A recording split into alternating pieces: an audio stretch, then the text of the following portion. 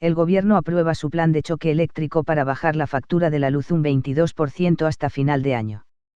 Bajará los impuestos, ampliará el suministro mínimo vital, recortará beneficio a las eléctricas y reformará la tarifa regulada. El precio de la luz bate otro récord histórico y se dispara hasta los 172,78 euros/MWh este miércoles. Un plan de choque cuyas medidas suponen una rebaja de la factura de un consumidor medio del 22% mensual hasta fin de año. Esta reducción del 22% se incrementaría hasta un 30% cuando sumamos el efecto de esa congelación fiscal que adoptamos el pasado 10 de junio, la reducción del 21 al 10% del IVA, la extensión del 7% del impuesto de producción de energía eléctrica. Y es algo que, en línea con lo que señalaba la ministra en su primera introducción, encaja bien con lo que ha sido la acción de Gobierno desde junio de 2018. Un Gobierno comprometido con un sistema energético que debe ser limpio, debe ser eficiente, debe contar con precios asequibles, debe facilitar la diversificación, la democratización de los actores que participan en nuestro sistema energético. Y para eso, desde el año 2018, venimos adoptando medidas regulatorias, también medidas que transforman el panorama de cómo producimos y cómo consumimos la electricidad. Algo que se ha traducido en múltiples medidas: impulso del autoconsumo, las comunidades energéticas locales, la eficiencia, las nuevas formas de producir o consumir o transportar, la alteración de la estructura fiscal que heredamos. También, por cierto, en dos proyectos de ley que están hoy en tramitación en el Parlamento: el proyecto de ley por el que se minora el CO2 a las empresas que generan electricidad y que, para hacerlo, no emiten CO2 y, sin embargo, se ven beneficiadas por el coste de CO2 que es retribuido por el sistema; o el proyecto de ley por el que se crea el Fondo Nacional de Sostenibilidad del Sistema Eléctrico.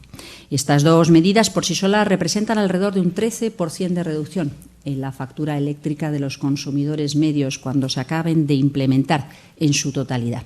De hecho, hoy hemos acordado también solicitar al Parlamento la tramitación por la vía de urgencia de estos dos proyectos de ley para poder contar con ellas publicadas en el Boletín Oficial del Estado cuanto antes.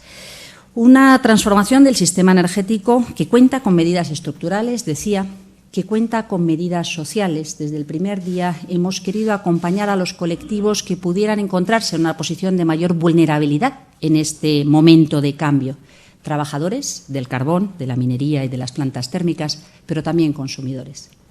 De hecho, esta no es la primera medida de protección de los consumidores energéticos. Hemos ampliado nuestra base con ampliación del bono social eléctrico, con la creación del bono social térmico, con el escudo social que ha funcionado durante los meses de pandemia.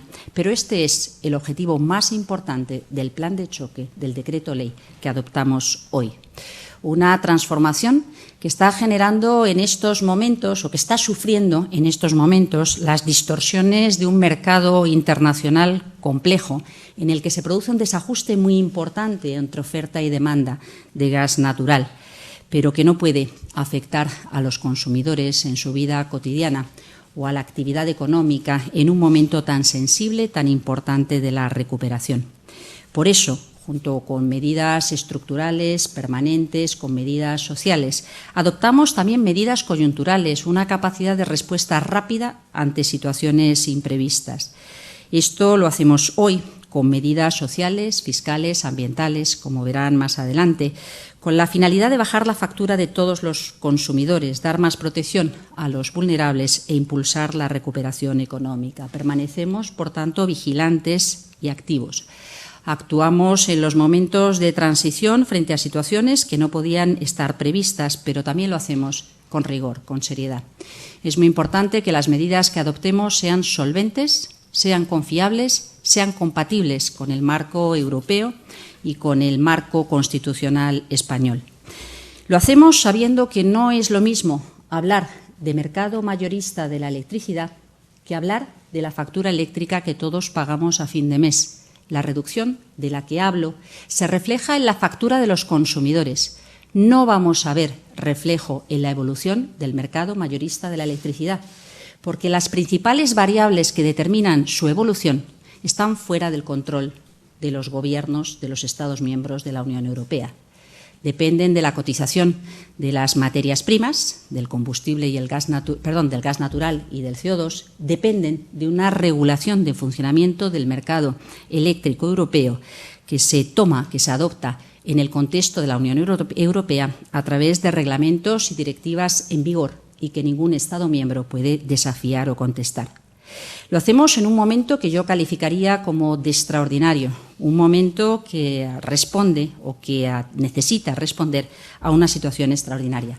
Piensen que ayer contábamos con un precio récord en el mercado mayorista de electricidad en España.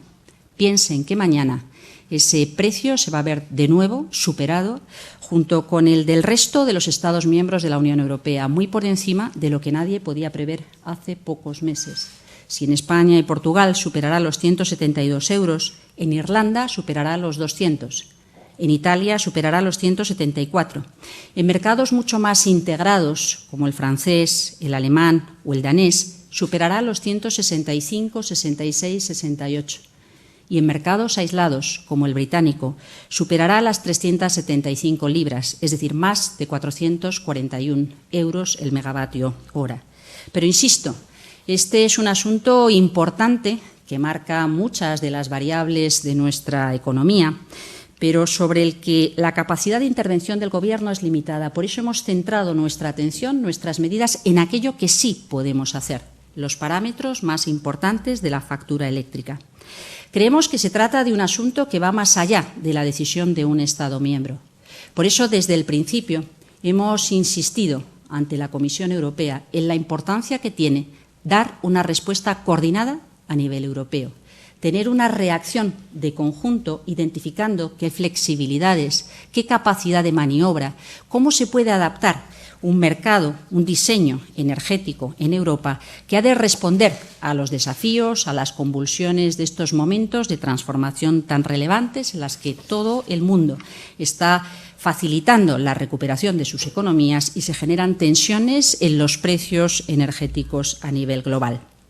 Lo hacemos, decía, de manera respetuosa. Creemos que es fundamental respetar el derecho comunitario. Hemos insistido mucho en esto.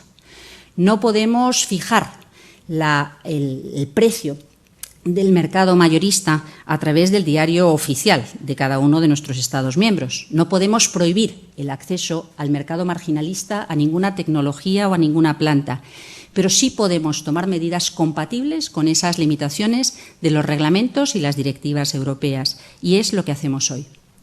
Y lo hacemos, quiero insistir también en este punto, respetando la rentabilidad de las empresas. Es fundamental. Marco europeo, marco constitucional, viabilidad económica y respeto a las empresas del sector. También importante en un momento de recuperación, en un momento de transformación, en un momento en el que la apuesta por la descarbonización cuenta también con las empresas energéticas.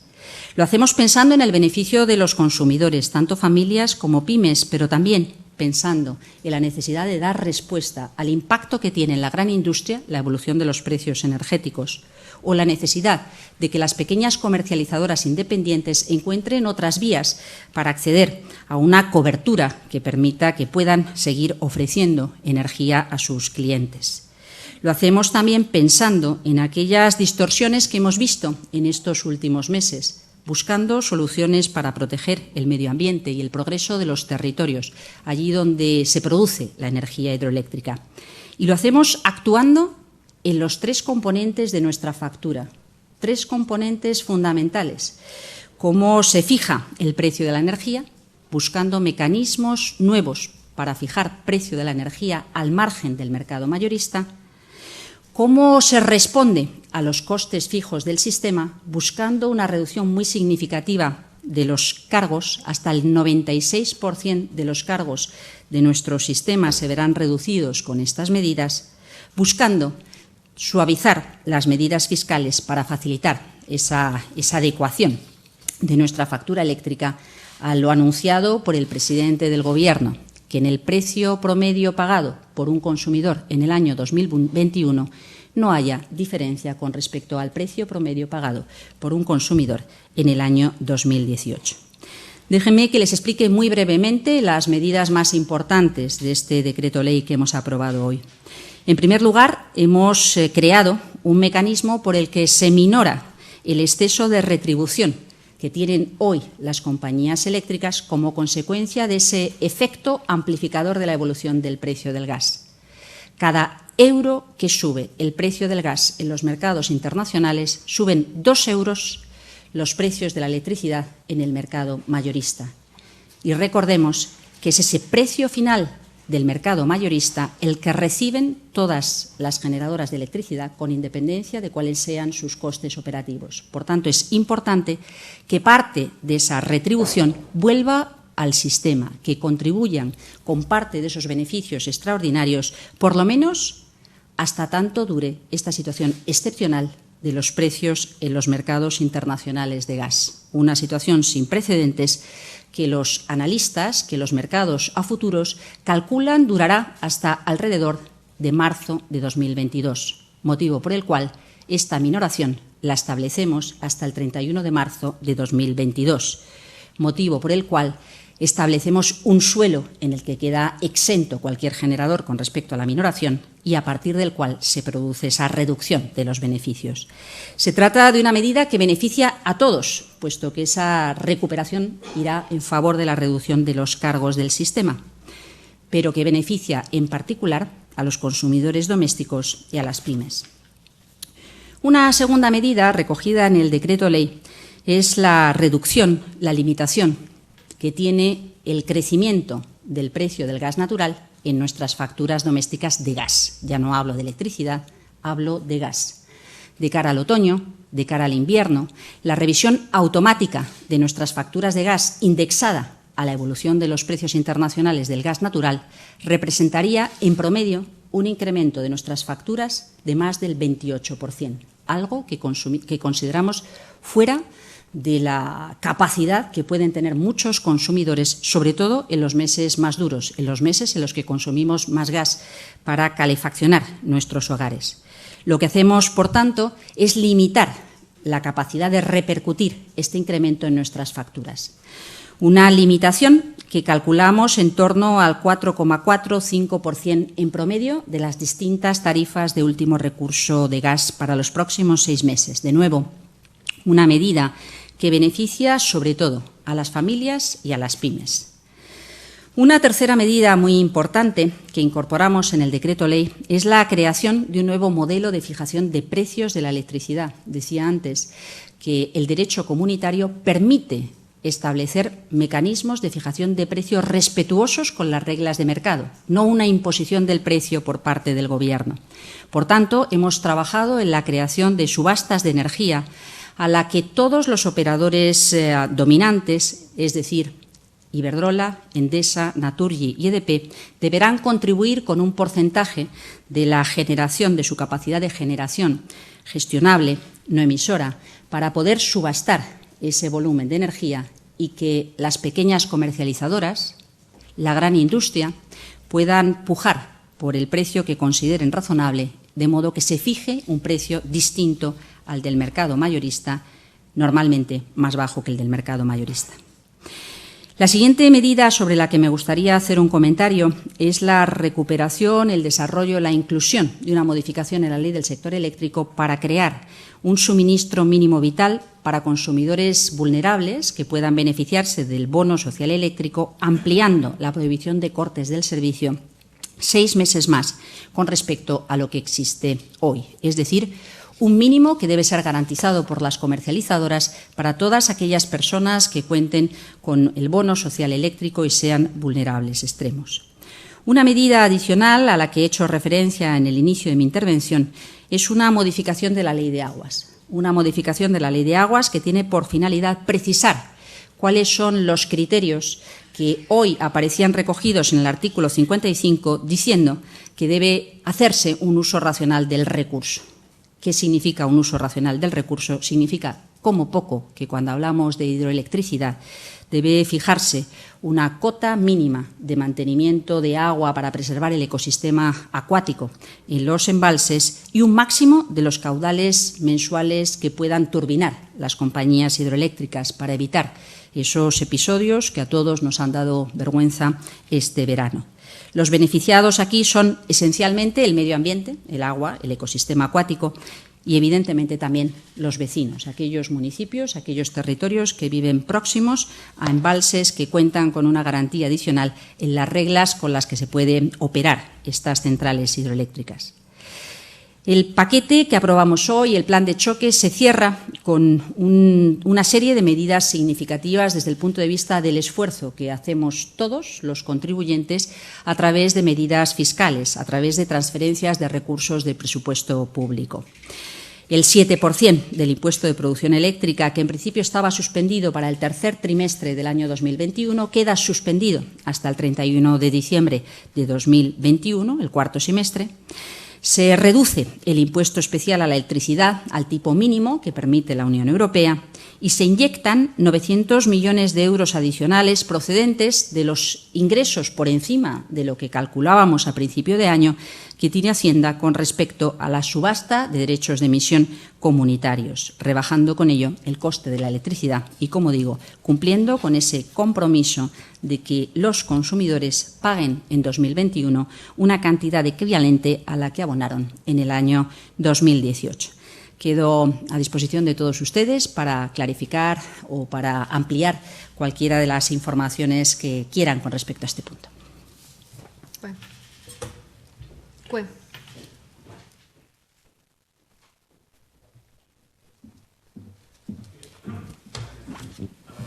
A la ministra portavoz, el presidente aragonés acaba de decir que tienen que ser miembros del Gobierno y que si Junts no pone miembros del Gobierno no hay representantes de Junts. Quería saber qué le parece al Gobierno, si el Gobierno está dispuesto a ir a una mesa en la que solo esté Esquerra Republicana y si está satisfecho con cómo está gestionando esta situación particular el Gobierno y el presidente aragonés. Y también el detalle si hay algún avance sobre el asunto del Prat, si cree que se puede salvar, si hay posibilidades. A la vicepresidenta, quería preguntarle, hace 2 semanas usted hizo una comparecencia en la que se trasladó la sensación de que esto que estamos haciendo ahora no se podía hacer, o por lo menos era muy difícil por la legislación europea. Ahora sí se puede hacer. ¿Qué ha cambiado en estas 2 semanas o qué han encontrado y por qué cree que ahora la legislación europea sí lo permite? Y sobre la reacción de las eléctricas, supongo que en estas horas, no sé si nos lo puede contar, pero supongo que habrá hablado con algunos representantes de la industria. ¿Qué reacción están teniendo y si cree que van a recurrir todo esto, como suele ser habitual, y acaba de haber un juicio de 1.400 millones de euros perdido por el Estado? ¿Qué puede pasar con eso? Y por último, como usted ha dicho que bajaría el 34%, que bajaría el 30%, este año, según publicamos hoy, ha subido el 34%, con lo cual entiendo que pueden incluso ir más allá de lo que prometió Sánchez de llegar al recibo de 2018, incluso se podría llegar a recibos más baratos incluso que 2018, similares a 2020 o algo así. Gracias. Vicepresidenta. Sí, muchas gracias. En realidad, lo que he contado hoy es 100% congruente con lo que conté en mi comparecencia. En la comparecencia insistí en que estábamos trabajando en un paquete de medidas que reforzara toda la estrategia de cambio estructural y coyuntural en la que habíamos venido impulsando la transición energética desde el principio. Y advertí que las medidas que identificáramos debían ser sí o sí compatibles con el derecho de la Unión Europea, frente a algunas propuestas que habíamos recibido que eran frontalmente contrarias al derecho de la Unión Europea. No se puede fijar un precio por parte del Gobierno, no se puede excluir tecnologías del mercado. Por tanto, eran medidas que no tenía sentido impulsar, porque hubiéramos contado con la posición frontal desde el primer día de la Comisión. Expliqué que lo que sí se podía hacer era establecer otros mecanismos de mercado para fijar precio al margen del mercado mayorista Expliqué que se podían recuperar rentas inframarginales por razones justificadas. Son cosas en las que ya habíamos impulsado algunas medidas, como pueden ser las subastas de energía renovable o como puede ser la minoración de CO2, hoy en tramitación en el Parlamento, que se ven completadas con estas otras dos medidas de alcance en el decreto ley de hoy. Y creo que es una buena cosa el haber podido dedicar estas semanas adicionales a perfilar con un grado de análisis importante esa compatibilidad de las medidas. Lo hacíamos en un momento en el que, insisto, hemos venido reclamando, proponiendo respuestas coordinadas por parte de la Unión Europea. Creo que esto es importante. Hay otros Estados miembros de la Unión Europea que están en una situación evidentemente parecida a la nuestra. Sabemos que la descarbonización requiere electrificación. Sabemos que es muy importante que sea llevadera por los trabajadores, por la sociedad, por los consumidores. Por tanto, pensamos que lo ideal es poder contar con una respuesta en el conjunto de la Unión Europea y yo creo que, aunque sean tiempos distintos, será bienvenido el que podamos trabajar en este marco. Creemos, por tanto, insisto, que es compatible con el marco comunitario. De hecho, la minoración de rentas inframarginales, como ocurría con el CO2, como ocurre ahora con el gas natural, es congruente con la sentencia del Tribunal de Justicia de la Unión Europea, que en 2013 determinó que una experiencia previa parecida de minoración de CO2 era compatible con el marco comunitario. Con respecto a cuál sea el impacto final en la factura, nosotros hemos intentado hacer cálculos prudentes que permitan garantizar esa posición del Gobierno, acompañando a los consumidores domésticos, acompañando a la industria, acompañando a las pymes, tomando como referencia el precio medio del año 2018.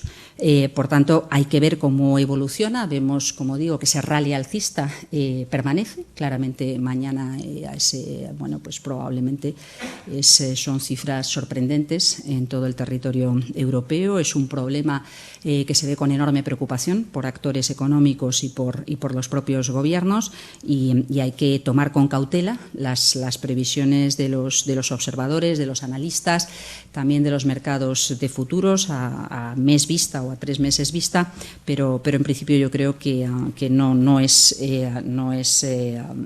necesario valorar si nos quedaremos punto arriba o punto abajo, porque lo iremos viendo en los próximos meses. La reacción de la industria. Yo creo que en estos momentos la industria eléctrica probablemente lo que está haciendo es, en cuanto tenga acceso al texto del decreto ley definitivo, hacer una valoración de qué representa las distintas obligaciones para los distintos actores. Evidentemente, la cobertura del precio del gas a nivel doméstico tiene importancia en las empresas que distribuyen gas. La minoración de gas natural para las empresas no emisoras tiene importancia para las eléctricas, cuya planta de generación es no emisora, y la disponibilidad, la puesta a disposición para las subastas obligatorias de energía para los operadores relevantes en el mercado harán cuentas. Yo confío en que entiendan que se trata de medidas excepcionales en momentos excepcionales. Por eso hemos introducido un suelo, es decir, por debajo de 20 euros el gas no se toca, el precio es por encima de esta referencia. Pensemos que esos 20 euros ha sido la referencia de los últimos años en los mercados internacionales de gas. Por tanto, cualquier cálculo en términos de rentabilidad, en términos de compromisos, en términos de recuperación de inversiones, es difícil que hayan podido ser hechos sobre la base de los precios que estamos viendo estos días. Se trata, además, ese es otro factor importante, de medidas temporales. No se trata de medidas pensadas para perdurar en el tiempo, se trata de medidas que pretenden dar respuesta ágil, eficaz, a algo que observamos hoy, que puede ser un problema este otoño y este invierno, y por tanto confiamos en que, como por otra parte, yo creo que corresponde a empresas tan importantes como estas, entiendan que la excepcionalidad debe ser respaldada por su esfuerzo, por su contribución en este momento, y claramente, pues en todo caso, harán su valoración y tomarán las decisiones que legítimamente les parezca oportuno tomar. En relación a la mesa, decirles que este Gobierno no puede hacer valoración de la delegación que ofrece la Generalitat de Cataluña y que ha ofrecido su presidente. Por tanto, ellos son quienes tienen que organizar su mesa de trabajo, sabiendo, como ha expresado muy bien también el presidente de la Generalitat, que son mesas de trabajo de los gobiernos. Es decir, nos sentamos quienes representamos a los dos gobiernos. Por tanto, no les voy a hacer ningún comentario al respecto de los partidos que componen el Gobierno de la Generalitat. Les puedo decir que el Gobierno de España va con el mejor ánimo a esta mesa. Saben que nuestro objetivo siempre ha sido la del diálogo, la de la negociación, el encuentro, el reducir esa brecha afectiva que en estos momentos existe entre catalanes, recuperar el diálogo entre el Gobierno de España y el Gobierno de la Generalitat, sabiendo que con eso estaremos facilitando también el diálogo entre catalanes y catalanas, nos parece muy positivo y a subrayar.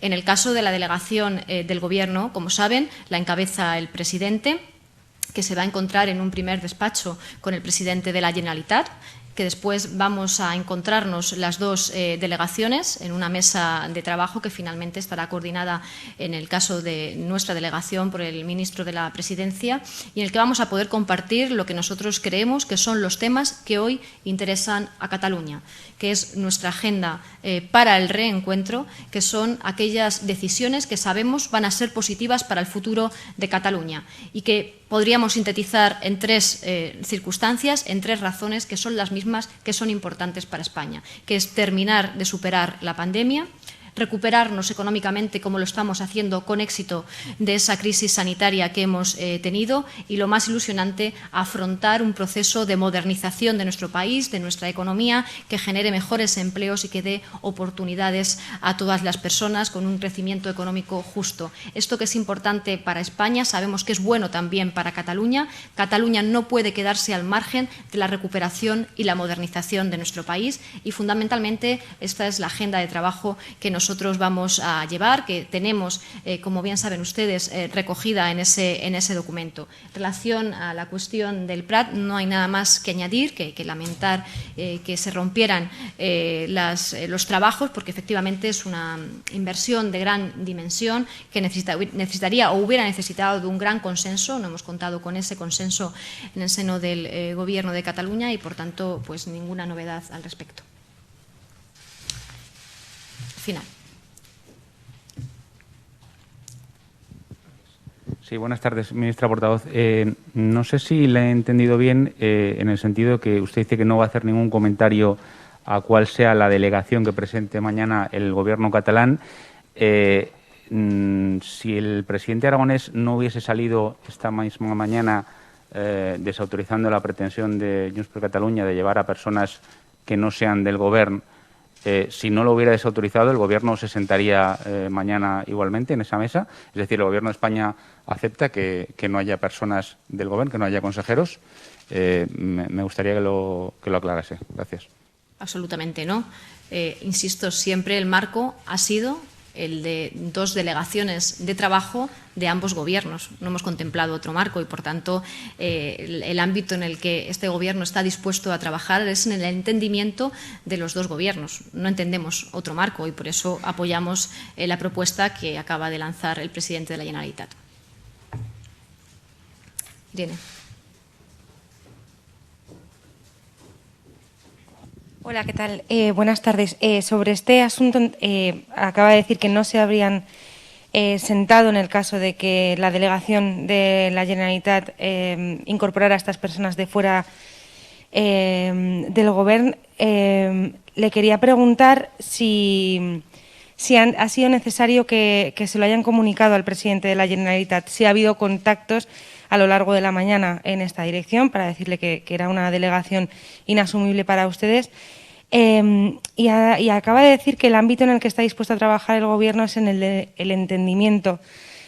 ¿Le preocupa que se abra una brecha en el Gobierno de la Generalitat que trunque este diálogo que lleva meses para iniciarse? Y cambiando de tema, le quería preguntar por la subida del salario mínimo interprofesional. El presidente ayer dijo que se subirá y que se subirá de acuerdo a lo que establecieron los expertos. Le quería preguntar si ya hay una decisión, teniendo en cuenta que la ministra de Trabajo ayer dio un golpe en la mesa. al decir que, bueno, que el problema lo tenía la parte socialista del Gobierno. Ahora que tengo a la parte socialista del Gobierno delante, le quería preguntar si ya está tomada esta decisión y si creen que sumado a las pensiones o a la derogación de la reforma laboral, va a ser un nuevo frente con su socio minoritario. Gracias.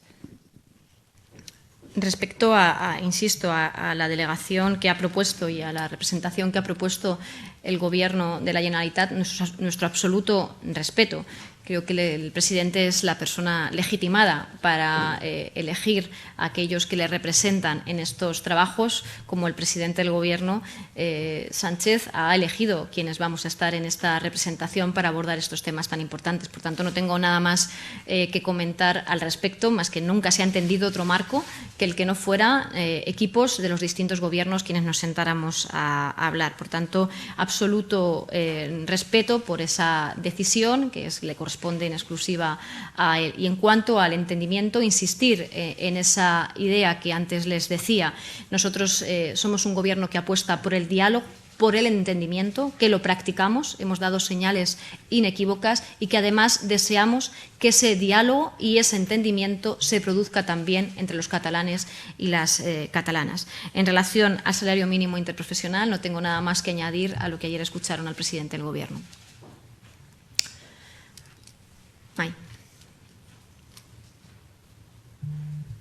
Sí, voy a empezar con la ministra portavoz. Sobre las ayudas que ha dicho que se iban a prorrogar, sobre la ampliación del plazo, de solicitud de ayudas para las pymes, no sé si nos puede concretar un poco más por cuánto tiempo se amplía y, digamos, un poco más de detalle sobre ese aspecto. Y una cosa sobre Cataluña de sus palabras. He entendido que por un lado se ven los dos presidentes y por otro las dos delegaciones, o los dos presidentes, además de la bilateral, se suman a la reunión de las delegaciones. Y luego, para la vicepresidenta Ribera, tenías algunos detalles sobre las medidas, que si no le importa un segundito, que se me han perdido y si no me pierdo. Con el tema del gas, ¿también se va a afectar al tema del IVA para poder bajar un poco el recibo a tenor de que ahora empieza lo que es la factura más importante de cara al invierno? Y otra más que se me había escapado, perdone, un segundo que se me va. Bueno, ¿y cuándo entrarían en vigor las medidas? Porque son por Real Decreto, pero no se ha concretado cuándo empezarían, por si hay algún tipo de variante. Gracias. Vicepresidenta. Muy bien, muchas gracias. Pues entrarían en vigor al día siguiente de su publicación en el Boletín Oficial del Estado, motivo por el cual los consumidores notarían ya esta reducción en su factura del mes de septiembre y, en principio, no se contempla la extensión de la reducción del IVA al gas. En relación a la primera pregunta, el presidente se va a encontrar, como ayer les anunciaba también, en un primer momento con el presidente de la Generalitat y después van a encontrarse ambos con las dos delegaciones. Les explicitaba que en el caso de la delegación del Gobierno, los trabajos de coordinación de la mesa, el encargado de atenderlos será el ministro de la Presidencia. Le vamos a acompañar en esta delegación la vicepresidenta primera, el ministro de Cultura, el ministro de Universidades, la ministra de Transportes y yo misma como ministra de Política Territorial. Es el matiz que trataba también de aclararles un poco en el funcionamiento de nuestros trabajos, por ampliarle información en aquello que sí nos compete, que es nuestra delegación. Y en relación a la ampliación de estas ayudas de los 7.000 millones de euros, como digo, la voluntad del Gobierno es ayudar a las autonomías, sobre todo aquellas que han tenido más dificultades a la hora de convocar estas órdenes y que pudieran acogerse las empresas. No todas las autonomías han reaccionado del mismo modo. El otro día, a preguntas de alguno de sus compañeros, les indicaba que, por ejemplo, la Comunidad Autónoma de Canarias o Baleares han sido muy ágiles en estas órdenes. Otras han encontrado algunos problemas de gestión y, por tanto, lo que queremos es permitir que puedan ampliar estas órdenes, y algunas de las modificaciones que se han incluido es que las facturas que se pueden presentar pues se extiendan. Antes estaban hasta el 31 de mayo, pues ahora puedan ser facturas de hasta 30 de septiembre, y que se puedan destinar ayudas a aquellas pérdidas que aparezcan contablemente. Son matices de contabilidad y de rigor en las distintas convocatorias que han hecho las autonomías, viendo aquellas que han funcionado para que puedan incorporarse y, sobre todo, la voluntad del Gobierno, que es que efectivamente estas ayudas lleguen a aquellos que las precisan y que han padecido la pandemia en sus negocios y que se han hecho cargo de ellos.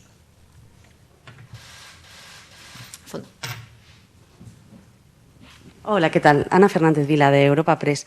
Quería insistir sobre el tema de la mesa de diálogo, en concreto sobre una pregunta que le han hecho y que creo que se ha quedado sin responder. Más allá de la voluntad de entendimiento y de diálogo con la que va el Gobierno, me gustaría saber si cree que la mesa puede tener futuro ahora mismo en el contexto de tensión que se va a producir en ese contexto, por esa tensión que existe ahora mismo entre los socios del Gobierno de Cataluña, y si creen que Junts puede acabar boicoteando la mesa de algún modo después de lo que ha ocurrido hoy. Gracias. Bueno, esa es la voluntad del Gobierno. Insisto, nuestra voluntad es la del encuentro, la del diálogo.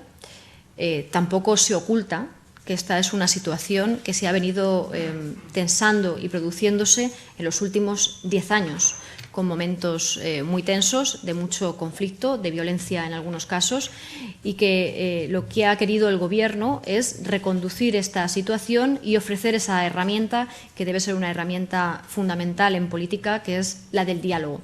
Y hoy podemos decir que estamos mejor que ayer y mejor que hace un año en Cataluña. Eso hay que celebrarlo. Y hay que seguir avanzando en esa dirección.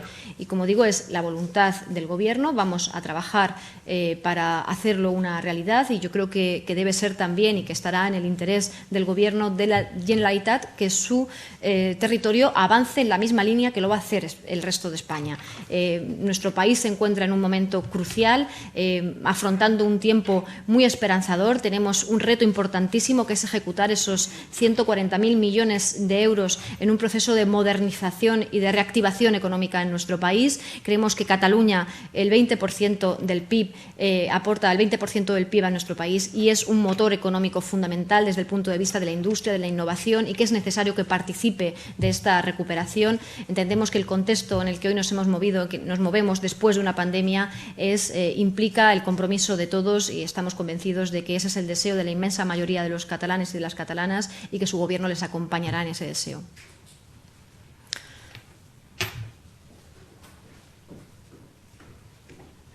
Gracias. Nuria Rius, del diari Ara. Primero, para la ministra de Transición Ecológica, le quería preguntar si puede darnos una cifra concreta de en cuántos millones se van a traducir la medida de minoración para las energéticas. También el mecanismo, si puede concretar un poco de cómo se va luego a trasladar esta cifra, esta cantidad de dinero que calculan, digamos, a los consumidores o a las pymes, porque ahí creo que había como diferencias de opiniones con la Comisión Nacional de Mercado de Consumidores, que decía que si eran consumidores que habían como pagado más por la factura o no. Si también han trabajado estas medidas con el Ministerio de Hacienda, atendiendo a que la rebaja del IVA también va a suponer menos dinero para las cuentas del Estado, y si eso pues han trabajado de la mano pues con el Ministerio de Hacienda. Luego, para la ministra portavoz, en relación primero con Colombia, Amnistía Internacional les ha trasladado que ante su visita a Colombia que tengan en cuenta pues lo que Amnistía Internacional denuncia de vulneración de derechos humanos a raíz de las protestas, y lo van a tener en cuenta y lo van a trasladar, y ya está, hasta aquí. Gracias. Pues en relación a mi pregunta no he podido atender a esa información. Me puede interesar y se la hago llegar la posición del Gobierno en ese sentido. Muy bien, pues muchas gracias por las preguntas. En principio, esa minoración del 90% del precio del gas, una vez superado el umbral de 20 euros, que es el suelo mínimo por debajo del cual no se descuenta nada, nos permite hacer un cálculo de una cifra estimada de 2.500 millones de euros no retribuidos, es decir, 2.500 millones de euros que hubieran sido beneficios absolutamente extraordinarios, fuera de cualquier parangón y previsibilidad para las eléctricas. E insisto, mantendrán siempre el umbral de esos 20 euros que seguirán recibiendo en sus ingresos en la liquidación del sistema eléctrico mes a mes. ¿Cómo se afectan estos ingresos? Van directamente a la cuenta administrada por la Comisión Nacional de los Mercados y la Competencia, con la que se cubren los cargos del sistema.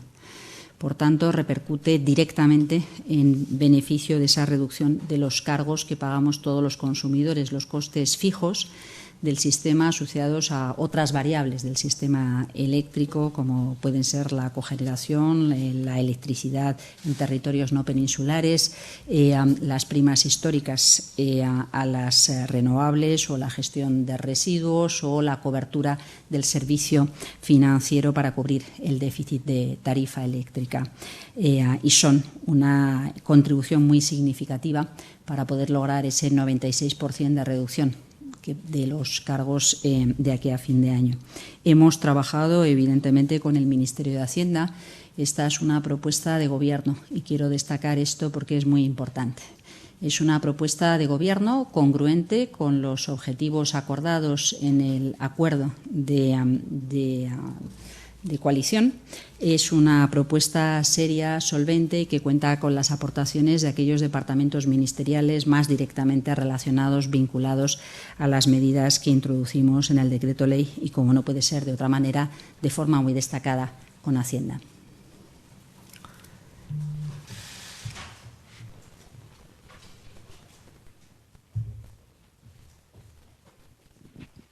Gracias. Pilar Santos, del Periódico de Cataluña. No me ha quedado claro, ministra portavoz, cuando los presidentes Pedro Sánchez y Pere Aragonés pasan a la plenaria, según hemos podido saber esta mañana, no se quedarán hasta el final de la reunión. Querría saber por qué el jefe del Ejecutivo Central no va a acabar su presencia, no va a cerrar esa presencia, si es así. Si no, pues me gustaría saber qué está previsto. Y, por otro lado, la ascendencia de Carles Puigdemont sobre Junts es un hecho. ¿Cree el Gobierno que el expresidente de la Generalitat está intentando boicotear desde Bruselas esta nueva etapa de diálogo? Gracias. Insisto, nuestra interlocución y nuestra vía está con el presidente actual de la Generalitat y, por tanto, no tengo nada más que comentar al respecto. Y en relación al formato de la mesa, como han visto ustedes, hasta esta misma mañana se estaba terminando de perfilar la delegación del Gobierno de la Generalitat. El presidente va a estar en los trabajos. Quería insistir en que los trabajos no se terminan en la mesa. No se terminan mañana. Los trabajos, quizás antes no he ahondado en esta idea que me parece importante en la tarea de pedagogía que también tienen ustedes en relación a esta cuestión. Este es un asunto que, como decía antes, lleva sucediendo muchos años en Cataluña y, por tanto, su solución no creo que sea de un día. Seguramente nos llevará un tiempo. Y en este tiempo lo que está dispuesto el Gobierno es a seguir trabajando, a seguir ahondando, a seguir dando respuesta en esa agenda de recuperación que nosotros, en esa agenda de reencuentro que nosotros hemos marcado a todas esas cuestiones. Y, por tanto, nuestro trabajo no culmina. Este es el comienzo de los trabajos, no culminarán mañana. Y por eso les indicaba que el ministro de la Presidencia será el encargado de coordinar esos trabajos. Pero, por supuesto, que el presidente del Gobierno es quien lidera nuestra delegación, se verá con el presidente de la Generalitat y ellos valorarán su permanencia en la reunión. Yo creo que vamos a dar ya por finalizado la ronda de preguntas. Muchas gracias.